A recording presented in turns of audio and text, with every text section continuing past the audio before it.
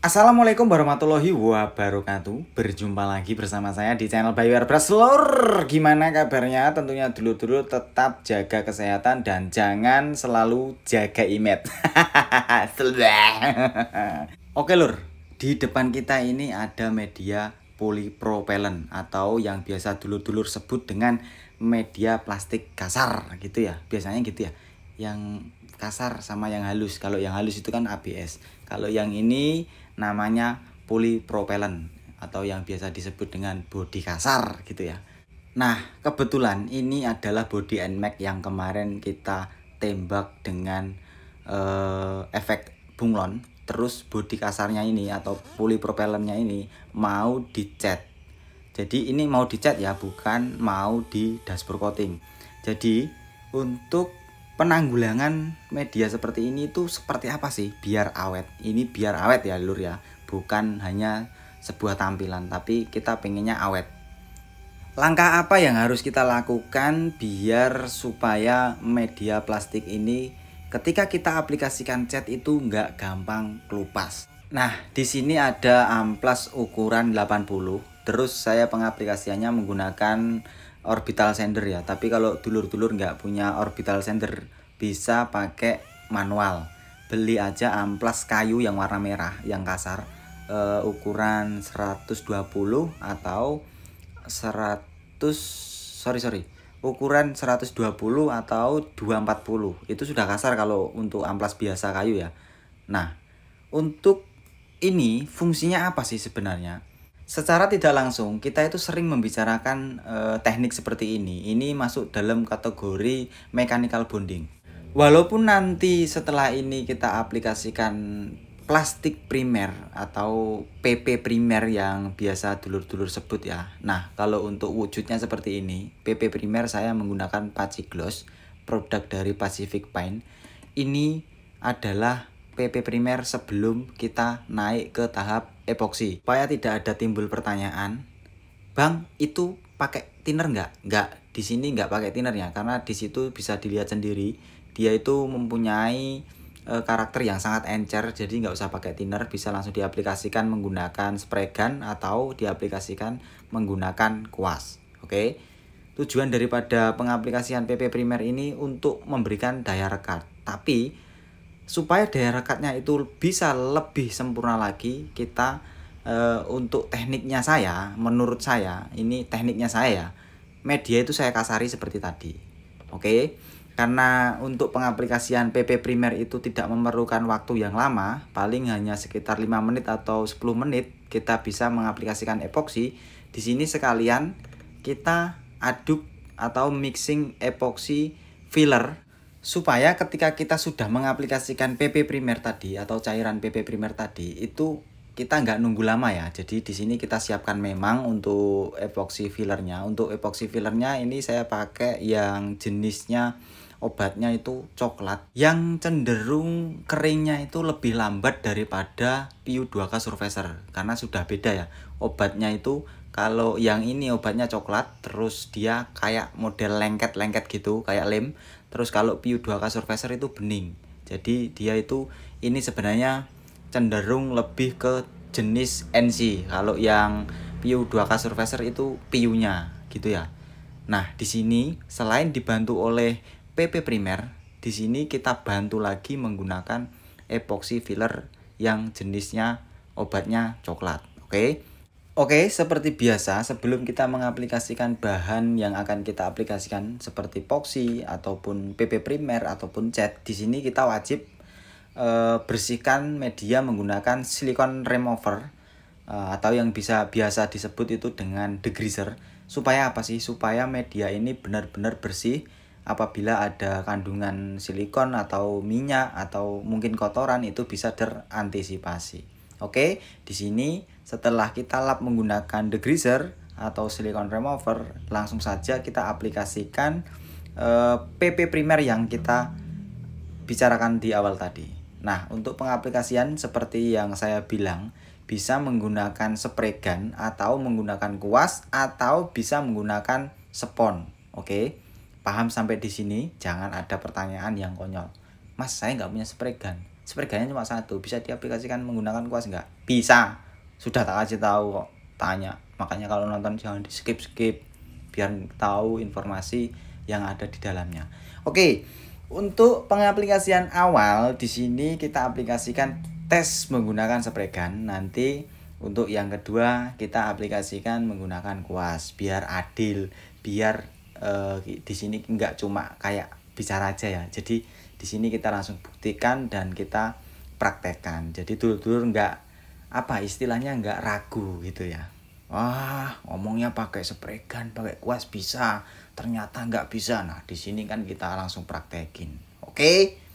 Understand? Oke, untuk ini lanjut ya, kita pengaplikasian PP primernya dulu. Seperti biasa, aplikasikan semua dulu, nanti kita jeda kurang lebih 5 atau 10 menit sampai benar-benar kayak semacam kering dan nggak ada genangan-genangan PP primer yang ketinggal ya. Oke, di sini untuk pengaplikasian kedua kita menggunakan kuas. Bang, kenapa harus seperti itu tekniknya? Kenapa nggak langsung ditimpa aja pakai PP primer? Nah, ini ya. Di sini kan kita pengennya awet. Nah, terus supaya customer saat pakai itu, misal pun dia lalai dalam parkir, biasanya itu kesenggol-senggol itu biasanya kalau kita mengaplikasikannya kurang benar, itu biasanya gampang kelupas. Nah, supaya ini kalau teknik seperti ini pengennya itu dia tahannya lama banget gitu loh, Lur. Jadi di sini saya kasari dulu untuk medianya. Tapi kalau dulur-dulur pengennya misalnya nggak dikasari seperti itu ya nggak apa-apa. Tapi saran saya, tapi kalau jenis media polipropelen seperti ini, kalau motornya itu memang sudah lama, itu alangkah baiknya dulur-dulur lakukan pengamplasan, terus dicuci bersih, lalu diaplikasikan PP primernya. Kalau tidak, biasanya kan kita kalau nemuin media-media seperti ini itu dia modelnya sudah mulai pudar memutih. Nah, pudar memutihnya itu lapisan itu dia sudah mulai semacam kayak kropos ya, jabuk. Nah, itu kalau nggak dihilangin nanti walaupun kita pakai PP primer atau cairan PP primer itu nggak bakal bertahan dengan lama.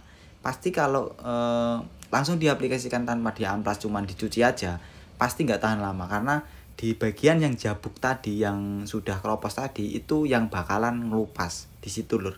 Jadi teknik seperti ini itu sudah pernah saya lakukan beberapa tahun silam dan alhamdulillah hasilnya itu awet, Lur. Walaupun orangnya itu sering beli galon, beli gas, di situ itu yang gores-gores cuman bagian clearnya saja.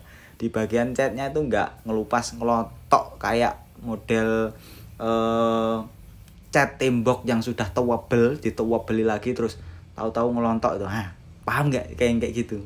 Nah, kayak gitu nah, Lur. Yang maksudku kayak gitu. Dia supaya awet itu. Tapi di sini kan ini teknik saya cuman berbagi pengalaman gitu ya. Nah, untuk pengaplikasian epoxy fillernya di sini kita main estafet ya. Jadi dari mulai media awal kita masuk ke media kedua, ketiga, nanti setelah ketemu media yang akhir kita kembalikan lagi ke media yang awal tadi. Jadi di sini untuk epoxy fillernya bisa kita aplikasikan sebanyak 2 sampai 3 lapis ya, Lur ya. Oke.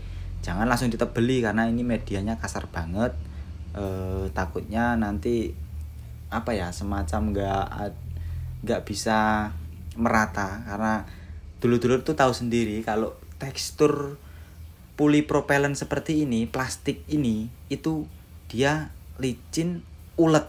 Jadi nggak bisa kita langsung gentak jebret itu nanti pasti akan terpisah kayak model terpisah-pisah kayak ada minyaknya. Itu ya, Lur ya. Karena di sini jenis plastik seperti ini tuh butuh perlakuan khusus. Nah, ibaratnya seperti itulah, Lur. Gitulah pokoknya. Ini memang saya buat supaya pengalaman yang seperti ini bisa dulur-dulur terapkan supaya juga bisa dulur-dulur tahu ya. Jadi penyebabnya kenapa ketika kita ngecat plastik itu nggak tahan lama, itu pasti ada teknik-teknik yang harus perlu diperhatikan.